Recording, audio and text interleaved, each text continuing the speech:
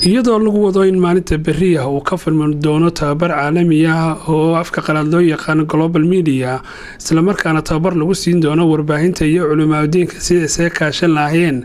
baahinta ka wacyigelinta dhibaatooyinka gudniinka fircooniga ayaa waxaa maanta garoonka diyaaradaha Garowe ka soo degay mas'uuliyiin isugu jira wariyaal iyo culimaadoodin waxaana si diiran garoonka diyaaradaha ee Garowe ugu soo dhaweeyay wasiirka haweenka arrimaha qoyska Puntland Maryan Axmed Cali oo wasaaradda haweenka ay qabashada kaalinta ugu weyn ama doorka ugu weyn ay ku leedahay wasiirku aan wax ka weydiinay ujeedada waftigan tababarkan bari furmi doona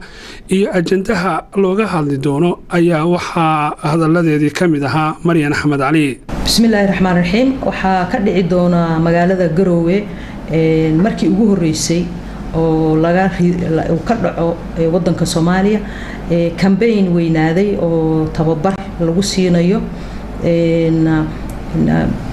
miidiyada iyo culimada kuwaasoo ka kala yimid Soomaaliya darfaheedo dhan campaign-kaas oo lagu magacaabo Global Media Campaign waxaana uu yahay macnihiisa in la helo hab ama hal hadal ay ku wada hadlaan ay ku baahiyaan FGM-ka ama gudista gabdhaha culimada iyo miidiya maanta wafdiya ayaa ka yimid koonfurta galbeed Jubbaland Xamar Hirshabeelle sidoo kale Puntland goboladeeda oo dhan iyagoo ka kooban 45 berrito oo bisha tahay December 10keeda wuxuuna socon doonaa muddo 4 casho waxa imaan doona dad tababarayaal ah dibadda nooga yimid iyo kuwa Soomaaliya oo ku takhasusay tababarkaas sidoo kale waxa hogaaminaya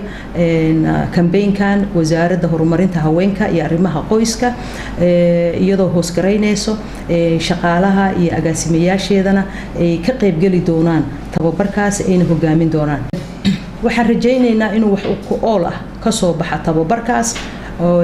la isla wada helo hal luqad oo lagu wada hadli karo markii la baahinayo gudniinka gabdhaha. Ahmed Sham, Hon Cable TV, Garowe.